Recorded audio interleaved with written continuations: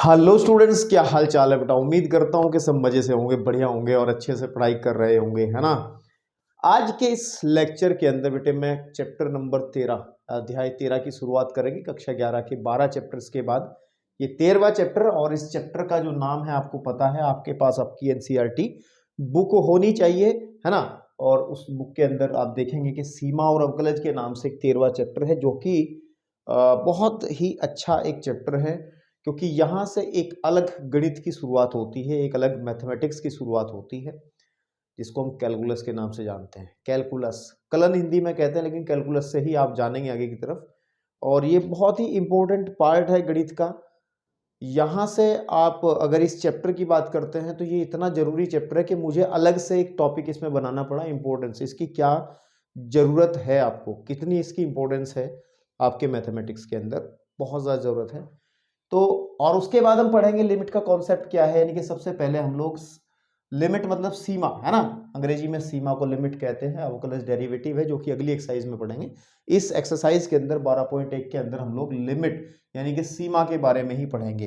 तो सीमा क्या होती है, इस बारे में बात करने से पहले हम थोड़ी सी बात कर लेते हैं इस चैप्टर की इंपॉर्टेंस के ऊपर, क्योंकि ये चैप्टर जो है कुछ स्पेशल है, ठीक है। इस चैप्टर से मैंने पहले ही कहा कैलकुलस का स्टार्टिंग हो रही है। और अगर मैं आपको बताऊं कैलकुलस का जो पार्ट है, 11वीं को छोड़ो, अभी 11वीं में तो यही चैप्टर है। 12वीं के अंदर जब आप कैलकुलस का पार्ट पढ़ोगे, 12वीं के अंदर कैलकुलस के अंदर जो चैप्टर्स आते हैं उसके बारे में बताऊंगा। और वो 44 नंबर के, 100 में से 44 नंबर का ये पोर्शन बनेगा जो कैलकुलस का पार्ट बनेगा। कैलकुलस का जो पार्ट बनेगा, इसके अंदर मैं किताब जरा अगर उठा लूँ, आपकी क्लास 12th की किताब में उठा लूँ, तो मैं अगर देख पा रहा हूँ अच्छे से, और अच्छे से मैं देख पा रहा हूँ, तो याद करना आप लोग अगर ध्यान देंगे क्लास 12 में जब आप आएंगे तो चैप्टर नंबर 5 जो है सातत्व अवकलनीयता, और छठा चैप्टर अवकलज के अनुप्रयोग, उसके बाद में 7वां चैप्टर है समाकलन, फिर समाकलन के अनुप्रयोग, फिर अवकल समीकरण। यानी कि ये कहूँ मैं आपको कि 5, 6, 7, 8 और 9 अगर मैं बात करूं इसकी इंपॉर्टेंस में, तो क्लास 12th के अंदर जो चैप्टर आने हैं, चैप्टर नंबर 5, 6, 7, 8 एंड 9, ये जो 9 चैप्टर हैं, ये 9 के 9 मतलब 9 चैप्टर तो नहीं है, खैर 1, 2, 3, 4, 5 जो चैप्टर हैं, ये मिला करके आपको 44 नंबर देने वाले हैं बोर्ड एग्जाम के अंदर। 44 मार्क्स आपको देंगे। अब आप खुद ही समझ लो कि ये 44 नंबर अगर आप 100 में से डिलीट कर देते हो, तो फिर आपका जो बचा हुआ पोर्शन है 56 नंबर का, उसमें से आप पास भी होना, मतलब ऐसी गलत बात तो मैं नहीं करूंगा, तो लेकिन आप पास तो हो ही जाओगे। मेरा कहने का मतलब ये है कि इस चैप्टर की इंपॉर्टेंस इतनी है कि ये क्लास 12 के 5, 6, 7, 8, 9 चैप्टर्स को की नींव है, ठीक है। तो नींव को अच्छे से मजबूत करना जरूरी होता है, ताकि आप आसानी से आगे की चीजों को समझ पाएं, ठीक है ना। बहुत ही अच्छा चैप्टर है, गहरा चैप्टर, लेकिन मैं बड़े आराम से सीमा में रहते हुए, लिमिट में रहते हुए, है ना, सीमा मतलब लिमिट में रहते हुए आपको पढ़ाऊंगा, और कोशिश करूंगा कि स्कूल लेवल पर जितना आपका कोर्स है उसके हिसाब से आपको सब चीजें समझा दूं, ठीक मेरे भाई। तो आप इस बात को अच्छे से दिमाग में रख लें कि इसको करना है।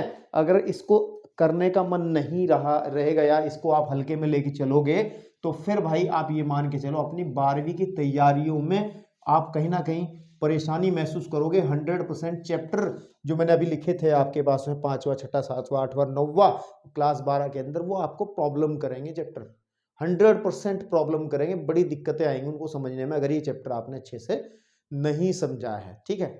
तो ज्यादा डिटेल में नहीं जाऊंगा, इंपॉर्टेंस आपको एक ही बात दिमाग में रख लो, बस 44 नंबर का पोर्शन 12वीं में इसी पे डिपेंड कर रहा है, तो वही पर्याप्त है मोटिवेशन के लिए, आपको सीखने के लिए, ठीक है। अब सबसे पहले हम लिमिट का कॉन्सेप्ट क्या है उसके बारे में बात करेंगे।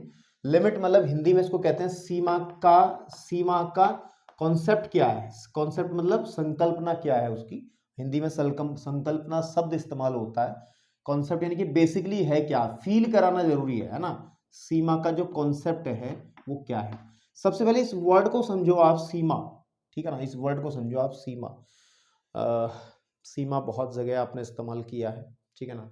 अंग्रेजी में लिमिट भी आपने बहुत ज़्यादा, लिमिट में रहो, है ना, कि भाई साहब तुम्हारी लिमिट कितनी है, मेरी लिमिट कितनी है, तुम एक दिन में कितना खर्च कर सकते हो, 100 रुपये तुम्हारी लिमिट है यार, तुम बन रहे हो, ऐसी बात होती है ना कि लिमिट, तुम्हारी लिमिट कितनी है। और लिमिट का सीधा अगर हम बिल्कुल देसी में जाएं कि औकात की बात हो रही है ना, लिमिट मतलब कितनी औकात है, तो वाली बात है। तो ये सब वही है, अलग चीज नहीं है।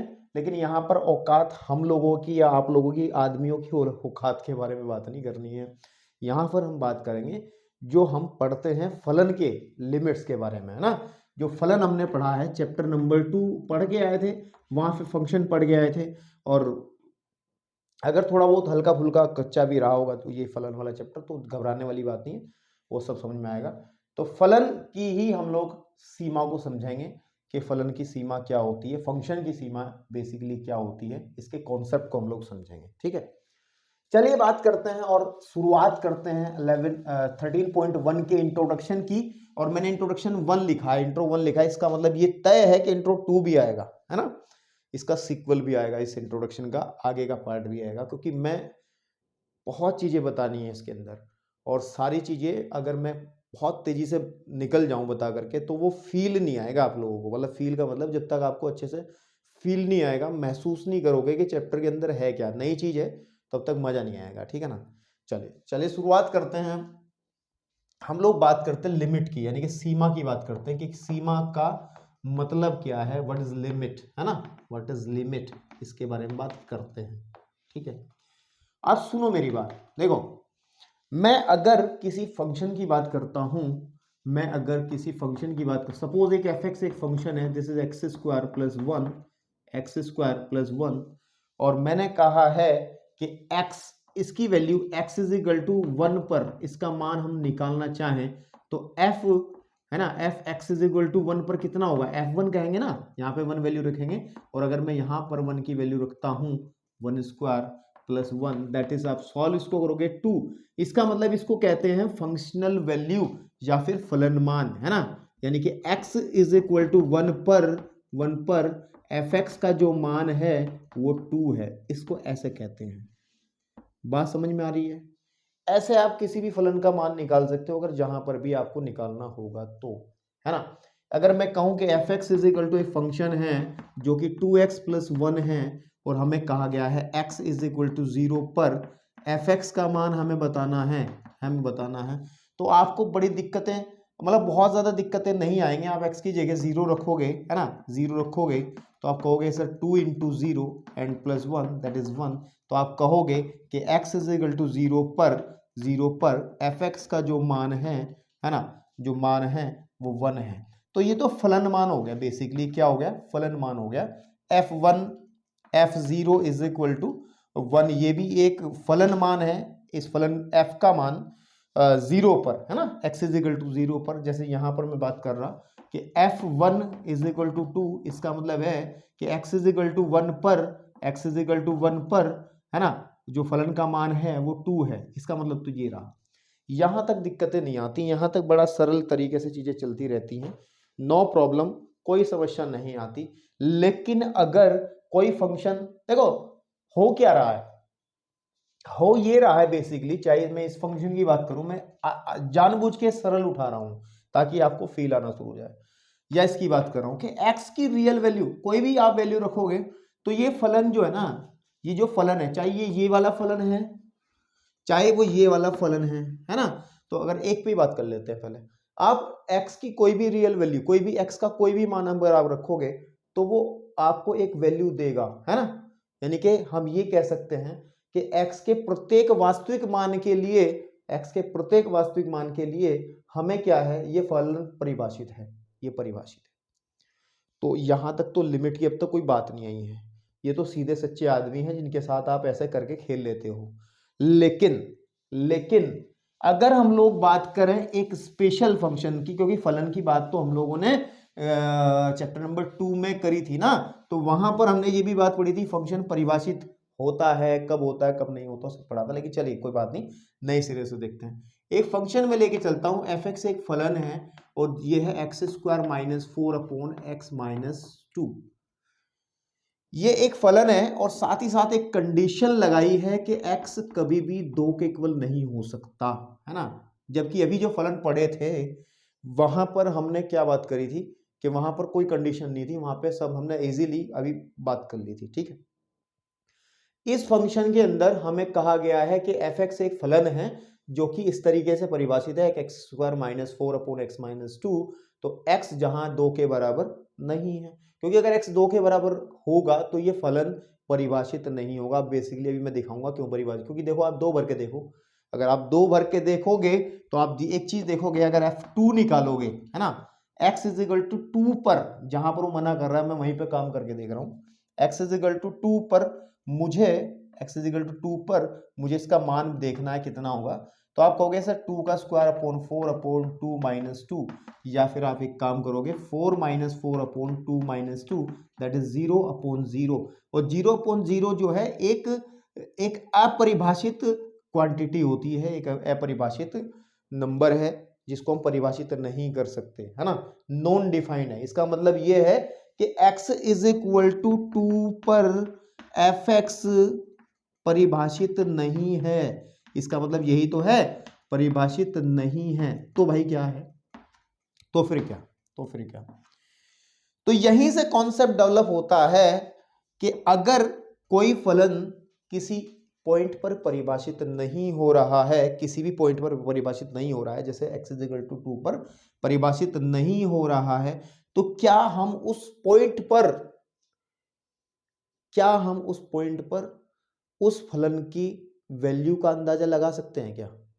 क्या हम उस पॉइंट पर उस फलन के मान का अंदाजा लगा सकते हैं क्या? तो यहीं से जनरेट होता है कॉन्सेप्ट ऑफ लिमिट, लिमिट की संकल्पना, लिमिट को पढ़ना यहीं से शुरू होता है।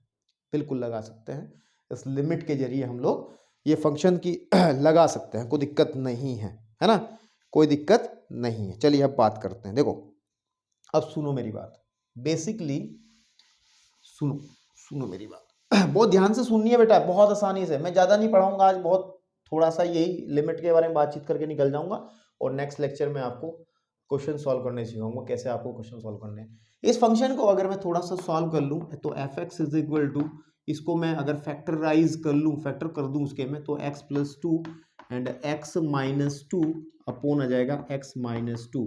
अब आपको पता है x 2 के बराबर नहीं है ना, x 2 के बराबर नहीं है, तो अगर x 2 के बराबर नहीं है तो इसका मतलब ये है कि ये भी नॉन जीरो क्वांटिटी रहेगी, मतलब ये जीरो होगा ही नहीं कभी भाई। जब 2 के बराबर नहीं है तो ये वाली चीज इससे कट जाएगी, ध्यान रखना, ये बहुत बेसिक चीज है, बहुत लोगों को नहीं पता कि x minus two upon X minus to अगर लिखा है कहीं पर तो ये आपका कट करके 1 आएगा। ये तब ही आएगा अगर अगर अगर x कभी 0 के सॉरी 2 के इक्वल नहीं होगा।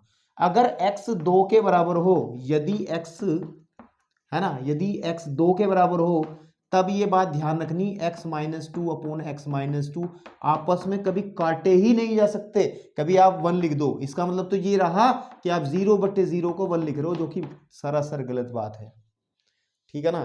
तो मेरे भाई बात सुनो मेरी बात, अब इसका मतलब ये रहा, इसका मतलब ये रहा, इसका मतलब ये रहा कि फलन जो है बेसिकली हमारा एफ एक्स वो ये बचेगा x प्लस के टू, एक्स प्लस के टू, ठीक है, क्या बचेगा आपका x प्लस के टू, ठीक है ना। और अगर मैं ठीक है ना, इसको थोड़ा सा ग्राफ पे इसके बात कर लूं, क्योंकि समझाना है, फील करना, चित्रों से ज्यादा बढ़िया समझ में आएगा।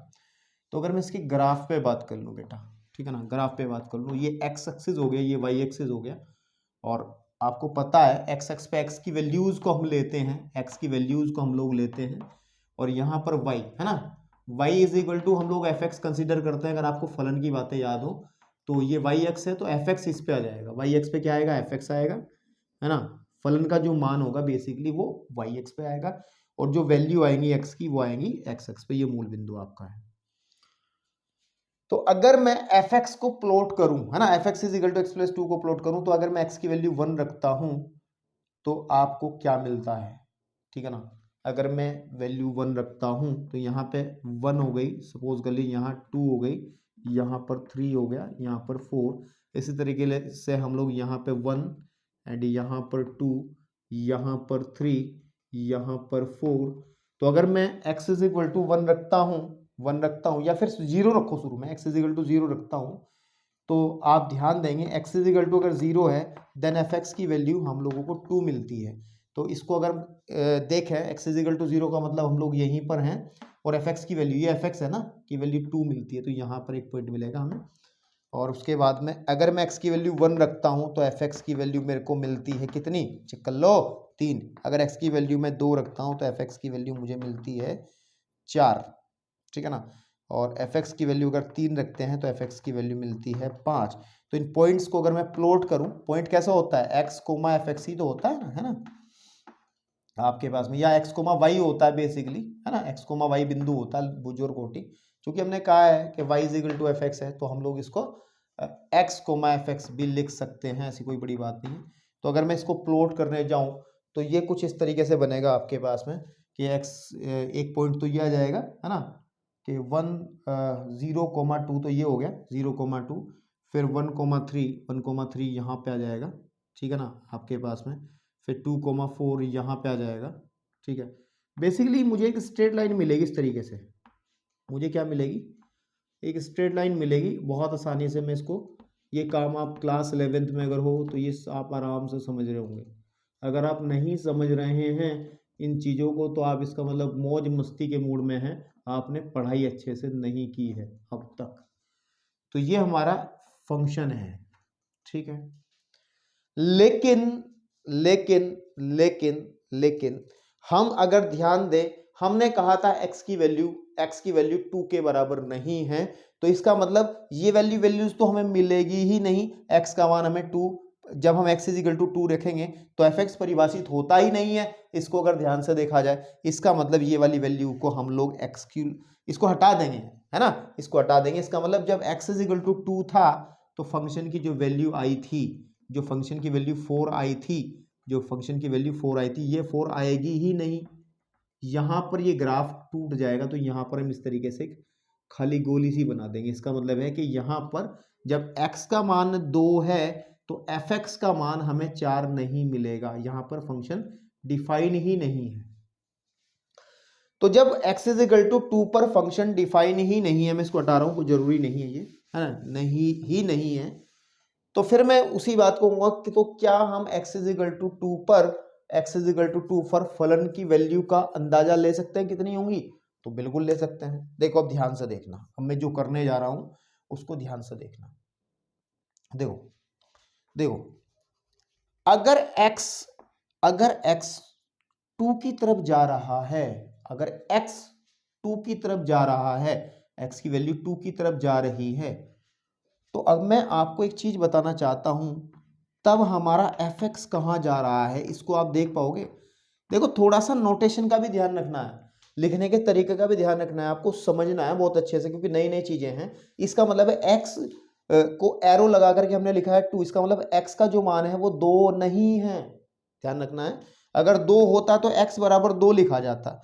इसका मतलब है कि x 2 की तरफ जा रहा है, या x 2 की तरफ अप्रोच कर रहा है, या फिर x टेंस टू 2 की तरफ जा रहा है, तो fx कहां जाएगा, हमें ये अंदाजा लेना है। तो देखो ध्यान से, अगर हम धीरे धीरे देखें, यहां से देखें, जब x 2 की तरफ जा रहा है इधर से, ठीक है ना, तो fx जो है, ये fx जो है, fx भी तो बढ़ रहा है ना, तो fx कहां जा रहा है, ध्यान से देखो, fx भी तो 4 की तरफ जा रहा है, fx भी तो 4 की तरफ जा रहा है। भाई मेरे, आप लोगों को चीजें फील नहीं हो रही होंगी अभी, मतलब मैं ये कहना चाह रहा हूं, देखो ध्यान से देखना। अगर x की वैल्यू मैं 1.9 ले लूं, मतलब एग्जैक्टली 2 ना लूं, है ना, 2 तो हो ही नहीं सकती बिकॉज हमने यहां मना कर दिया है। अगर 1.9 ले लूं तो fx का मान कितना होगा, अगर आप देखें तो अगर fx का मान आप निकालोगे तो कितना होगा, वो आ जाएगा 3.9। चेक कर लो, इसके अंदर रख करके चेक करो ना आप कि 1.9 अगर हम इसमें रखते हैं तो 3.9। तो अगर मैं x की वैल्यू में थोड़ा और बढ़ाता हूं, 9.5 कर लेता हूं, यहाँ पे 9.0 था, तो fx की जो वैल्यू है ना वो 3.95 हो जाएगी। और अगर मैं x की वैल्यू 1.98 लिख लूं अगर मैं, ठीक है ना, तो fx की वैल्यू आपको इस फॉर्मूले से 3.98 ही आ जाएगी। और x की वैल्यू अगर हम लोग 1.99 भी लिखेंगे देन fx की वैल्यू हमारी 3.99 ही आएगी। तो आप क्या देख रहे हैं, जैसे जैसे x 2 की तरफ जा रहा है ऐसी fx की वैल्यू भी तो 4 की तरफ जा रही है। देखो 3.99 के आसपास। तो मैं यही तो कहना चाह रहा हूं कि अगर fx अगर हमारा x 2 की तरफ जा रहा है ऐसे करते हुए, तो fx हमारा, ये fx है, इस fx की वैल्यू मिलेगी हमें इस पर। तो fx हमारा कहाँ मिलता है, जैसे यहाँ पर आप देखो 1.99 पे देखो, तो fx भी थोड़ा सा 4 से नीचे मिलेगा यहाँ पे कहीं ना कहीं, देख पा रहे हो ना। अगर मैं 2 से थोड़ा सा पीछे देखूं तो यहाँ पर 4 से थोड़ा सा नीचे मिलेगी वैल्यू। तो यानी के हम लोग अंदाजा लगा पा रहे हैं, हम ये लगा पा रहे हैं अंदाजा कि जब x 2 की तरफ जा रहा है तब fx भी 4 की तरफ जा रहा है। इसको ही हम लोग लिमिट का कॉन्सेप्ट कहते हैं। यही है बस लिमिट वाला खेल। अभी और फील कराऊंगा, टेंशन ना लो। तो यही है कि अगर x की वैल्यू उस पॉइंट की तरफ जा रही है जहां हमें मना किया गया था, तो हम लोग देखना चाहते हैं फलन की औकात कहाँ है, कहाँ तक जाएगा, फलन कहाँ तक जाएगा। तो बस सीधी सी बात है, इसको हम लोग समझेंगे, इसी को हम लोग समझेंगे कि यही कॉन्सेप्ट ऑफ लिमिट है कि जब x 2 की तरफ जाता है तो fx भी 4 की तरफ बढ़ जाता है। जनरली बात कर रहे हैं, सॉरी किसी एग्जांपल से बात करें, जनरली भी बात करेंगे अभी थोड़ी देर में। लेकिन क्वेश्चन आपके माइंड में शायद आ गया हो कुछ बच्चों के कि सर एक बात देखो, ये वैल्यूज ऑफ x है, ये x के मान है, ठीक है ना। तो अगर हम लोग एक बात देखें, ध्यान से सुनना मेरी बात को, x जो है 2 की तरफ जाने के तो 2 रास्ते हैं ना भाई। हम लोग 2 की तरफ तो इधर से भी जा सकते हैं, लेफ्ट साइड से भी जा सकते हैं। जैसे मैंने अभी जो एरो बनाया है, ये अप्रोच किस साइड से है, ये अप्रोच किस साइड से अप्रोच कर रहा है, ये लेफ्ट साइड से कर रहा है ना। लेकिन आप कहोगे सर अगर हम देखें, हम लोग x की वैल्यू इधर से भी तो अप्रोच करा सकते हैं, ठीक है ना। आप राइट साइड से भी तो x की वैल्यू को बढ़ा सकते हैं, इधर की तरफ घटा सकते हैं, ऐसे करते हुए। तो क्या होगा, तो भी आप देखेंगे कि x की वैल्यू घट रही है और 4 तक ही घट रही है। चांद से देखो, आप फिर से वो देख सकते हैं करके।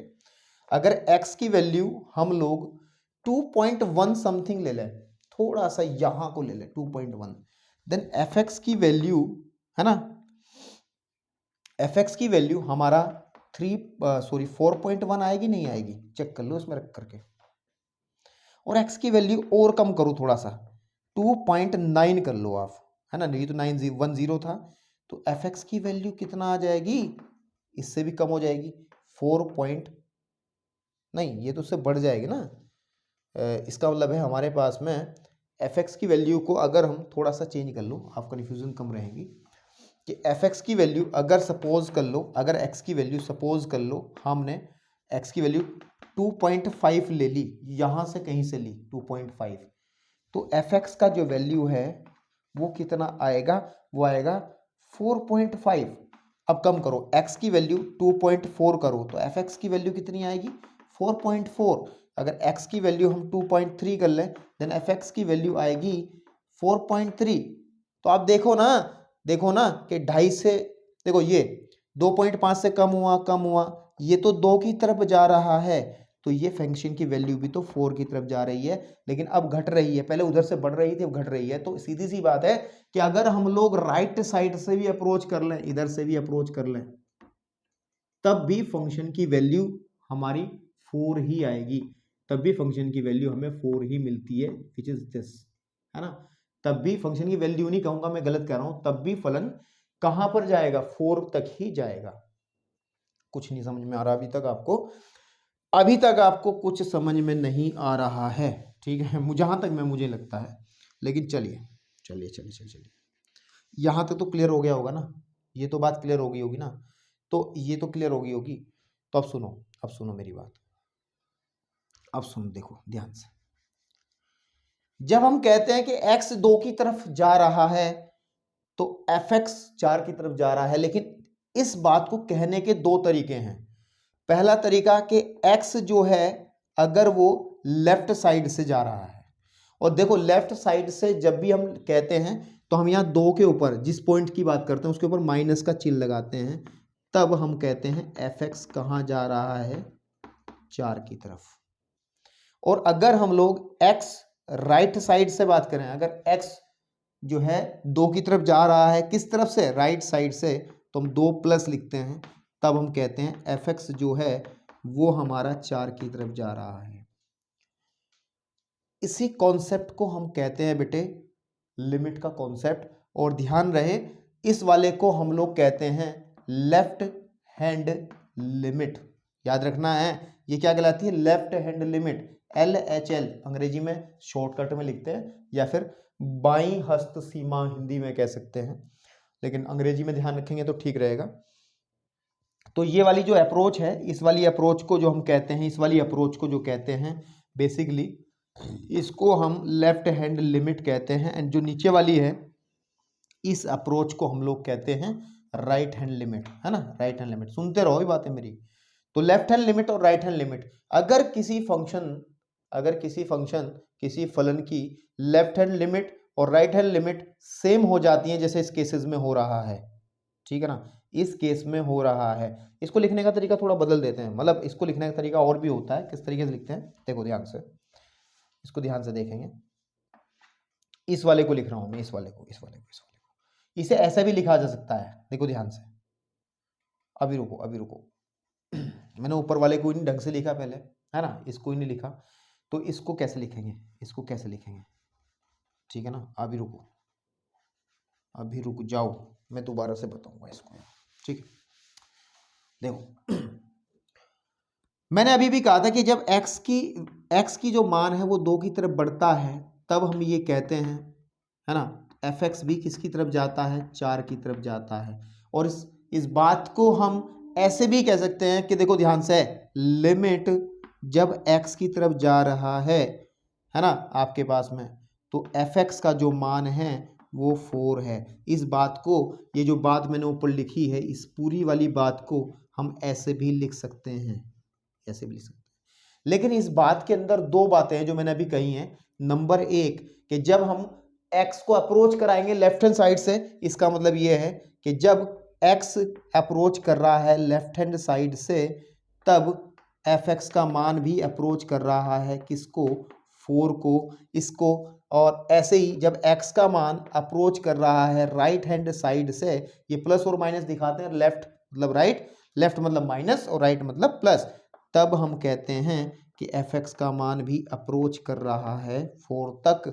तो ध्यान से देखना मेरे भाई, इसको लिख सकते हैं, इस सेंटेंस को ऐसे लिख सकते हैं जैसे ऊपर लिखा था हमने कि limit x tending to left side से, तो एफ एक्स का जो वैल्यू है वो 4 है। और अगर इसको लिखें limit x tending two plus, और एफ एक्स जो है वो भी 4 है। अगर इसी को हम लोग कहते हैं, इसी को कहते हैं लेफ्ट हैंड लिमिट, इसी को कहते हैं हम राइट हैंड लिमिट। तो अगर लेफ्ट हैंड लिमिट और राइट हैंड लिमिट की वैल्यू सेम होती है, तो वही बात जो है उस फंक्शन की लिमिट बन जाती है, सीमा बन जाती है। तब अगर ये दोनों बात ट्रू हैं, इन दोनों बातों से हम लोग एक बात लिख सकते हैं कि लिमिट अगर x tending to, x approach कर रहा है 2 को, तो एफ एक्स का वैल्यू होगा 4। तो ध्यान रखना है मेरे भाई इस बातों को ध्यान रखना है, जो नीचे वाला मैंने पोर्शन बनाया है इसको ध्यान रखना है, ठीक है। ये तो एक एग्जांपल लेकर के बताया, इन जनरली हम लोग लिखेंगे इसको, कैसे लिखेंगे आप नोट करना चाहो जो कुछ भी नोट कर लो। जनरली अगर हम लोग व्यापक रूप से बात करें, है ना, व्यापक रूप से जनरली मतलब जो क्वेश्चन में यूज करेंगे रूप से अगर हम बात करें कि अगर कोई फंक्शन है ना, हमारे पास में कोई फंक्शन है, माना एक फंक्शन है एफ एक्स, हमारे पास एक फंक्शन है F X, X is equal to A पर, है ना, या ऐसे लिखें कि व्यापक रूप से अगर हम देखें कि अगर x ए की तरफ जा रहा है राइट साइड से, और तब हमें एक चीज मिलती है कि जो एफ एक्स है वो भी जा रहा है, मैंने ए मतलब जैसे यहाँ पे x इज इक्वल टू 2 ले रहे थे ना, हम यहाँ पे कहाँ पे चेक कर रहे थे हम लोग, यहाँ पर हम x टेंस टू 2 पे, हम 2 पे बात कर रहे थे, तो हम लोग जनरल बात कर रहे हैं, फॉर्मूला सा बना रहे हैं व्यापक रूप से कि हम लोग ए ले रहे हैं, ए की वैल्यू कुछ भी हो सकती है, क्वेश्चन के अंदर हम लोग बात करेंगे। तो अगर हम लोग बात करें कि जब x ए की तरफ जा रहा है लेफ्ट साइड से और fx का वैल्यू हमें मिल जाता है कि l है, कैपिटल है। इसी तरीके से अगर हम लोग कहें कि x जो है वो a की तरफ जा रहा है राइट हैंड साइड से और तब भी हम लोगों को fx का जो वैल्यू है वो जाती हुई दिख रही है l की तरफ, तो हम लिख सकते हैं, इसका मतलब जब इसको हम लिख सकते हैं कि जब x a की तरफ जाता है तब हम ये कह सकते हैं कि fx जो है वो l की तरफ जाता है।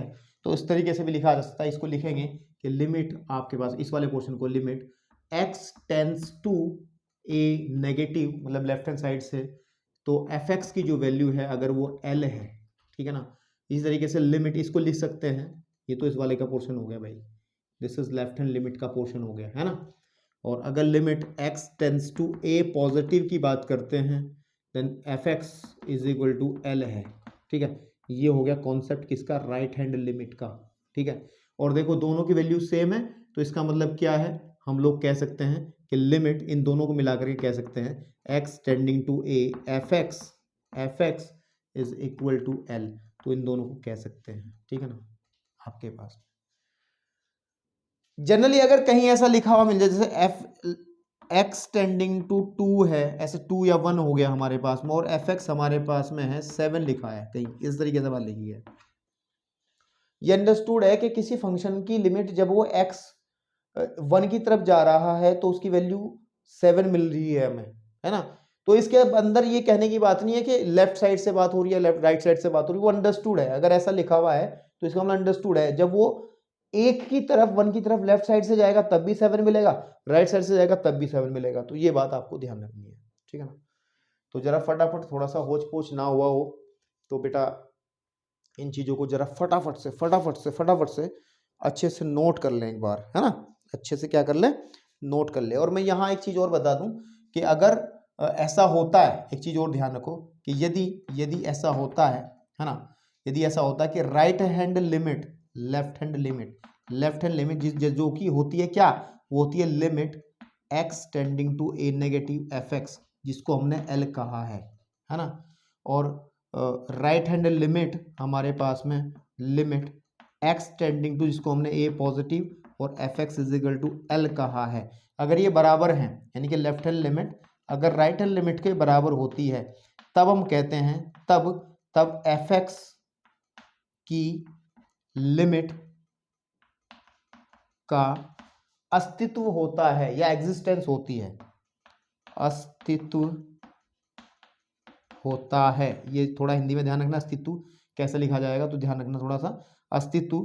तो हम कहते हैं कि fx की सीमा x इज इक्वल टू, तब fx की सीमा का अस्तित्व होता है कहां पर, तब x is equal to a पर fx की, है ना, ध्यान से देखना थोड़ा होच पोच हो गया, तब x is equal to a पर fx की सीमा, है ना, लिमिट, यानी कि लिमिट हिंदी में सीमा कहते हैं, इंग्लिश में याद रखो लिमिट का अस्तित्व होता है, एग्जिस्टेंस होता है। लेकिन अगर कभी ऐसा हो जाए कि दोनों चीजें आपकी इक्वल नहीं हैं तो आप सीधी सीधी बात करना कि अस्तित्व नहीं होगा, तब कोई लिमिट नहीं मिल पाएगी, इसका मतलब गलत। एग्जांपल लेके दिखाऊंगा, टेंशन लेने की कोई बात नहीं है। इसको फटाफट वीडियो को पॉज करो, नोट करो, ठीक है ना, आपके पास में। चलिए तो बेटा ये जो बातें मैंने अभी की है ना, ठीक है ना, यही है बस लिमिट का कॉन्सेप्ट, और इतना गहरा है, बहुत अच्छा है चैप्टर ये। और अगर ये चीजें आपको थोड़ी बहुत समझ में आएंगी ना तो आपको फील आएगा, फिर बहुत मजा आने वाला है इस चैप्टर के अंदर। तो समझे कि यही जो पूरा का पूरा है, यही लिमिट का कॉन्सेप्ट है, और इससे ज्यादा कुछ नहीं है। इसी के साथ खेल करना है, इसी के साथ खेलना है, ठीक है। चलिए एक एग्जाम्पल और लेते हैं ताकि और अच्छे से क्लियर कर पाए आपकी इस लिमिट के कॉन्सेप्ट को। चलिए बेटा, अब एक एग्जाम्पल और मैंने आपके सामने लिखा है, और ये एग्जाम्पल जो है थोड़ा सा और पुख्ता करेगा उन चीजों को जो हमने पढ़ी हैं। दिस एग्जाम्पल, और एक फंक्शन है जो कि पीस वाइज, इसको कहते हैं टुकड़ों में फलन, है ना। इसमें क्या होता है कि फलन की एक डेफिनेशन नहीं होती। जैसे अभी आपने एक फंक्शन पढ़ा था कि F X is equal to कि X square minus 4 upon X minus 2। इस फंक्शन की केवल एक डेफिनेशन है कि एफ एक्स की वैल्यू यही होगी, लेकिन इसके अंदर क्या है कि एफ एक्स की दो वैल्यूज हैं, वो कह रहा है कि जब x का मान हम 0 से बड़ा या बराबर लेंगे तो वैल्यू आएगी 1, और अगर x का मान 0 से छोटा लेंगे तो वैल्यू आएगी -1। तो दो डेफिनेशन है। इस तरीके के फलन को कहते हैं पीस वाइज फंक्शन, या फिर टुकड़ों में टूटा हुआ फंक्शन भी कह सकते हैं हिंदी में।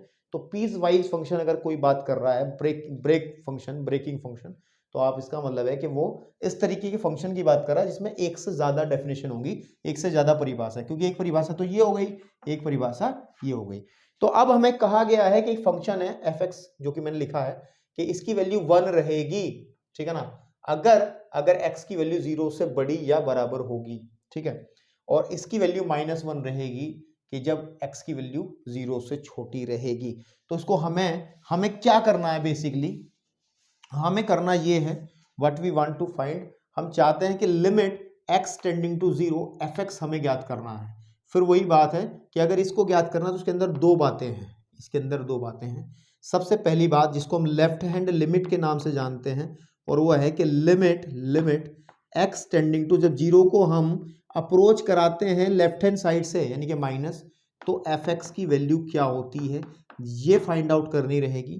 Then right hand side, right hand limit क्या होगी कि लिमिट x टेंड्स टू, जब राइट साइड से होगी तो fx की वैल्यू क्या होगी, इस बारे में हम लोग जानकारी लेंगे। अगर इन दोनों की वैल्यू सेम आ जाती है ना, इन दोनों की वैल्यू सेम आ जाती है तो वही हमारी इस फंक्शन की लिमिट हो जाएगी, वही हमारी इस फंक्शन की लिमिट हो जाएगी x टेंड्स टू 0 पर आपके पास। तो अब इस बात की चर्चा करने के लिए राइट साइड से जाना, लेफ्ट साइड से जाना, ग्राफ की जरूरत पड़ेगी, है ना। तो हम लोग थोड़ा सा इसको ग्राफ में कन्वर्ट कर लेते हैं। अच्छा, एक बात मैं आपको बता दूं, पहले ही एक डिस्क्लेमर दे दूं, घबराने वाली बात नहीं है, ठीक है ना, घबराने वाली बात यूं नहीं है। आप सोच रहे हो कि यार ग्राफ बहुत बनने हैं, कुछ लोग ग्राफ को लेके बहुत फोबिया होता है, मतलब डर लगता है उनको। ग्राफ सिर्फ मैं समझाने के लिए बना रहा हूँ, एक्सरसाइज के अंदर आपको एक भी ग्राफ देखने को नहीं मिलेगा। मैं तो सिर्फ फील कराने के चक्कर में, इस चैप्टर की बेसिक कॉन्सेप्ट को फील कराने के चक्कर में कि ये left hand limit right hand limit किस तरीके से कहाँ कैसे देखते हैं, उसके लिए ग्राफ बना रहा हूँ। अदरवाइज ग्राफ की कोई जरूरत नहीं है। ग्राफ के बिना हम सवाल करने आपको सिखाएंगे, ये हमारा वादा है, टेंशन लेने वाली बात नहीं। लेकिन बाकायदा ये चीज भी आपको अच्छी से समझनी चाहिए, है ना। आपके पास देखिए ये है कि fx की वैल्यू जो है, अगर हम देखें fx की वैल्यू जो है ये 1 है। अगर x की वैल्यू जब x की वैल्यू 0 से बड़ी या बराबर होगी, अब 0 से बड़ी या बराबर तो उसका मतलब है कि इधर की तरफ जैसे जैसे जाएंगे तो fx की वैल्यू 1 ही रहेगी हमेशा। तो याद ध्यान रखें, जैसे यहाँ पे 1 हो गया एंड 2 हो गया, 3 हो गया, 4 हो गया, ऐसे ऊपर की तरफ आ जाएगा, 1 हो गया, 2 हो गया, 3 हो गया, है ना। इसे नीचे -1 -2 -3, इधर की तरफ भी वैल्यूज होंगी। लिखने की जरूरत नहीं, तुम लोग बड़े हो चुके हो अब, है ना, तो लिखने की जरूरत नहीं है, ऐसे ही काम चला लेंगे, कोई दिक्कत नहीं है। अब सुनो, जब x का मान 0 से बड़ा होगा, 0 से मतलब जब इधर की तरफ जाएंगे तो fx की वैल्यू 1 होगी, तो fx की वैल्यू 1 होगी, 1 का मतलब यहाँ पर 1 होगी।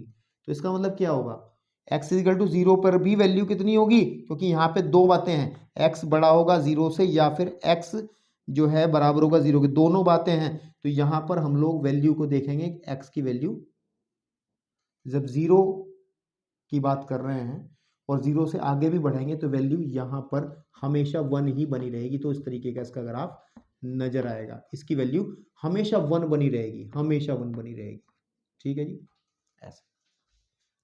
लेकिन अगर हम बात करें सेकेंड हाफ में, fx की वैल्यू -1 होगी और जब x की वैल्यू छोटी होगी 0 से। अब सुनो, x की वैल्यू बिल्कुल छोटी होगी 0 से, मतलब 0 पे जब 0 के बराबर है जब, तो यहाँ पे वैल्यू आ जाएगी, है ना। अब देखो, जब 0 से छोटी है, छोटी का मतलब इधर की वैल्यूज, जब x की वैल्यू इधर की वैल्यूज आएंगी, इधर से वैल्यू उठाएंगे तो fx का जो मान आएगा वो -1 होगा, तो fx का मान -1 यहाँ पे होगा, है ना। तो यानी कि आपके पास में इस तरीके से वैल्यूज मिलेंगी।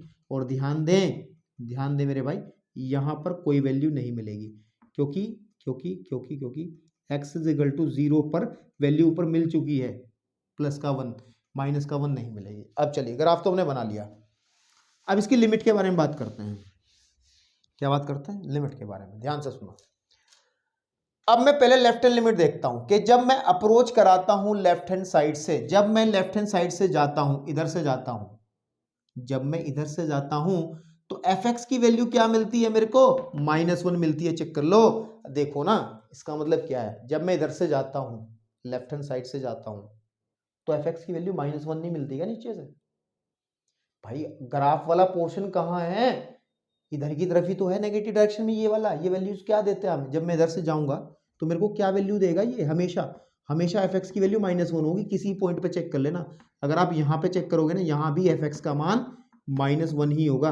तो ध्यान रहे, इसका मतलब क्या है, एफ एक्स की वैल्यू जो होगी इस केस में लेफ्ट हैंड साइड में -1 हो जाएगी।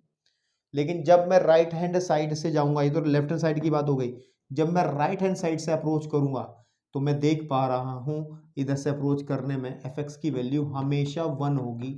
चेक कर लो, हमेशा 1 होगी, तो ये 1 होगी। इस केस में ड्रामा ये हो गया कि लेफ्ट हैंड लिमिट और राइट हैंड लिमिट का ही आपस में कोई बात नहीं बन पा रही। इसका मतलब ये है कि लिमिट का कॉन्सेप्ट यहाँ फेल हो गया है।